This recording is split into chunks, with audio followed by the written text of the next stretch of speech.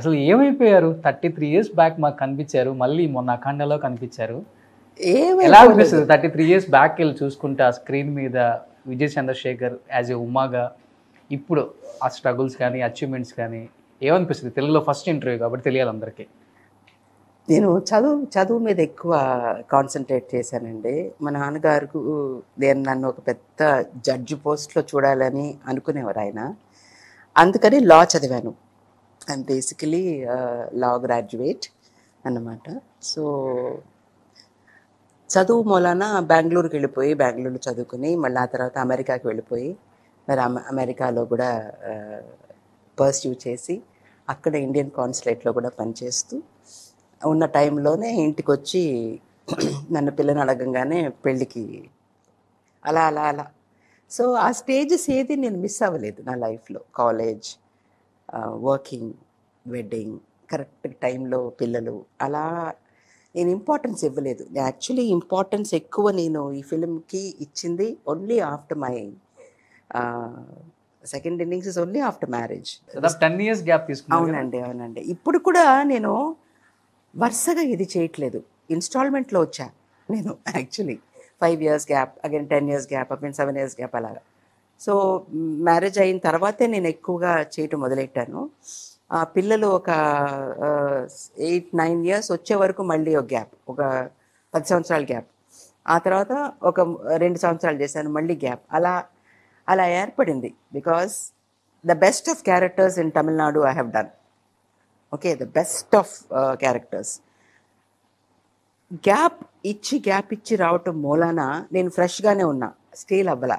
Okay, ప్రతి పిక్చర్లోనే కనిపిస్తుంది, అన్నీ ఒకేలాంటి క్యారెక్టర్స్ చేస్తుంది అనే పేరు నేను పొందలేదు. It so happened for me, people were looking for me for good best roles. I don't know why, I'm blessed in that. But 'అఖండ'లో చేసి తెలుగులో చాలా సినిమాల్లో కనిపిస్తారేమో అందరు స్టార్ హీరోలకి యాజ్ ఏ మదర్గా. ఎందుకంటే అంత న్యాచురల్గా ఉన్నారు స్క్రీన్ మీద. అంతా అసలుకి ఎలా అంటే మిమ్మల్ని చూసి న్యాచురల్గా ఏడ్ చేశారు చాలా మంది. చాలా ఏడుపుని చూసి నిజమే. ఎందుకని గ్యాప్ ఇచ్చారు మళ్ళీ? అంటే తెలుగులో కూడా అలాంటి గ్యాప్ సబ్జెక్టులు అని రాక కాదు, వచ్చినాయి ఒక 4-5 వచ్చినాయి, but they were not very good concerns. Boyapati గారి కళ్ళకి నేను ఎలా కనిపించానో తెలీదు. చలపతిరావు గారని ఒక పిఆర్ అనమాట, ఆయన సజెస్ట్ చేశారంట, మంచి ఆర్టిస్ట్ అండి మీరు ట్రై చేయండి అని. సో నా ఫస్ట్ థ్యాంక్స్ టు చలపతిరావు గారు. ఆ తర్వాత బోయపాటి గారిని చూడంగానే నాకు ఒక పెద్ద డైరెక్టర్ ఆయన, అంత పెద్ద లెజెండ్ ఆయన అక్కడ అని నాకు అనిపించలేదు చూసినప్పుడు. ఎంతో ఆప్యాయత, ఎంతో ఏమంటారు, అసలు ఆ వేరుపాడు అనేది లేదండి. పెద్ద ఆర్టిస్ట్ షూటింగ్ స్పాట్లోనే నేను షాక్ అయిన కారణం, ఫస్ట్ డేన నేను ఆయన ఆఫీస్కి వెళ్ళినప్పుడు, ఇక్కడ నుంచి I went just to meet him. Okay, వెళ్ళినప్పుడు మధ్యాహ్నం అమ్మ భోజనం చేయండి అమ్మ అని చెప్పేసి ఆయన కూర్చొని తినేటప్పుడు డైనింగ్ టేబుల్లో అందరూ కూర్చునేటప్పుడు నన్ను కూర్చోబెట్టి భోజనం పెట్టారు. కమ్మని భోజనం, తెలుగు భోజనం తిని అయిపోయిందో. దోసకాయ పచ్చడి, తోటకూర పప్పు, బెండకాయ కలిపి పెట్టిన బెండకాయ పులుసు, అవన్నీ చూసి నాకు అసలు ఆనందం. నాకు పిక్చర్ వస్తుందో లేదో తెలియదు, భలే మంచి భోజనం దొరికింది అనిపించింది. వచ్చేద్దాం ఫ్లైట్లో, శుభ్రంగా తినేసి వచ్చేద్దాం అని అనుకున్నా. బట్ ఆయన తర్వాత ఏ ఊరమ్మా ఏంటమ్మా అని అడుగుతున్నప్పుడు ఆయన చాలా సంతోషపడ్డారు.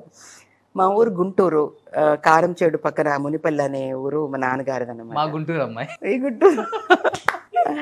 సో కొడాలి, ఇంటి పేరు కొడాలి చక్రధరరావు గారని మా నాన్నగారు. చదువు కోసం చిన్నప్పుడు చెన్నైకి వచ్చేయటంతో ఇక్కడ సెటిల్ అయిపోయామన్నమాట యాక్చువల్లీ. ఓకే, సో అలా. సో బోయపాటి గారిని గురించి నేను చెప్పాలంటే చాలా చెప్పాలి.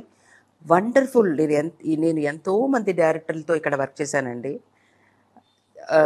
ఏ మాట కామాట చెప్పాలి, I have not seen such a human being.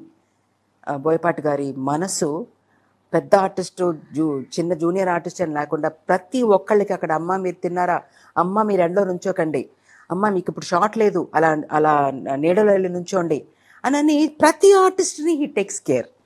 It is not possible for his stature, for his level. ఆయనకి ఏం పోయింది, ఆయన పాటికి ఆయన పైన మానిటర్ ముందు కూర్చుని యాక్షన్ టేక్ స్టార్ట్ కెమెరా అంటుంది తప్పితే he use to take care of everybody. మంచినీళ్ళు ఇవ్వండి అందరికీ, అందే జూనియర్ ఆర్టిస్టులు ఆ ఇల్లు అటువంటి పెళ్లి సందర్భం కదా అది. సో ఆ junior artist many there. Hats off for his care given to one and everybody there.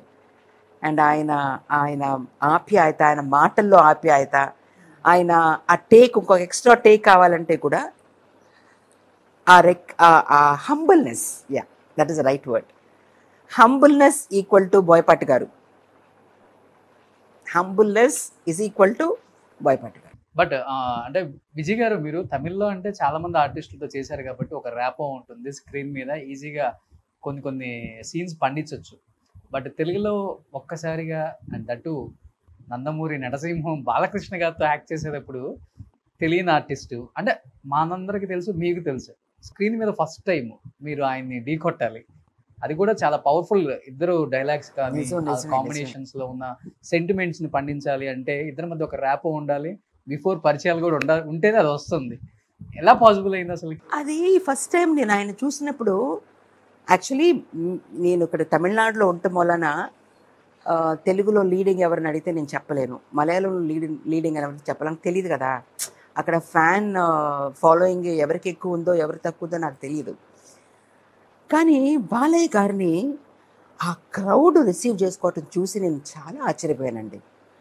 అంత ఫాలోయింగా ఏంటి, ఎటువంటి సూపర్ స్టార్ ఆయన ఇక్కడ అని నాకు అప్పుడు అర్థమైంది ఆ ఆడియో లాంచ్లో వచ్చినప్పుడు.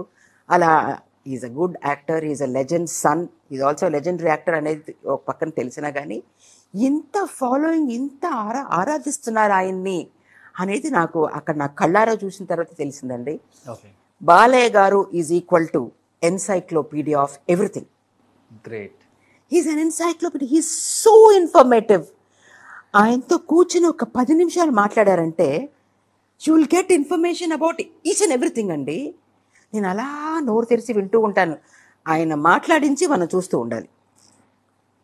He talks so good about science, about astrology, about anything, politics. So informative for his. ఆయన కూడా అంత సింపుల్గా ఉంటారు. చాలామంది అంటారు ఆయన కోపం ఎక్కువ వస్తుంది అని. ఆయనకు చాలా కోపం ఎక్కువ వస్తుంది. కోపం ఎక్కువ లేదండి, నాకు ఈయన అలా అన్నారేంటి అని అనిపిస్తుంది. కోపం ఎక్కువ ఆయనకి, కోపగించుకుంటారు. ఏదైనా పర్ఫెక్ట్గా లేకపోతే, ఏదైనా డిస్టర్బ్ అయితే కోపం వస్తుంది అని. అది ఎవరికైనా వస్తుంది అనుకోండి, anything disturbed everybody will get angry. But ఆయన చూసిన తర్వాత నాకు ఆయన కోపం వస్తుందా అని అనిపించింది. అసలు ఆ మాటలు కానీ, ఆయన సౌమ్యత, ఆయన అమ్మ రండి, అంత పెద్ద ఆర్టిస్ట్ అండి ఆయన. ఎవరైనా వచ్చారంటే లేచి కూర్చుని, రే చైర్ వేయండి, కుర్చీ వేయండి అని అంటుంటారు ఆయన. It is amazing. I have not seen anybody like Balayya గారి లాంటి ఆయన్ని నేను అసలు నా తటస్థపడలేదు నా కళ్ళకి. బాలయ్య గారి ఫీలింగ్ ఏంటి? మీరు ఫస్ట్ తెలుగు అమ్మాయి, గుంటూరు అమ్మాయి, మన అమ్మాయి, మనోళ్ళ అమ్మాయి అంటే ఆయన నన్ను చూసినప్పుడు ఆ గెటప్లో ఉన్నాను, వైట్ వేసుకుని చేశారనమాట. షూటింగ్ అయిపోయిన తర్వాత మామూలుగా ఇలా మార్చుకుని వెళ్ళొస్తానండి ఇలా చూశారు నన్ను. అమ్మ ఎవరు అనుకున్నారమ్మా అని అన్నారు, గుర్తుపట్టలేదు ఆయన. సుమన్ టీవీలో మీ పర్సనల్ అండ్ బిజినెస్ ప్రమోషన్స్ కోసం కింది నెంబర్కి కాంటాక్ట్ చేయండి.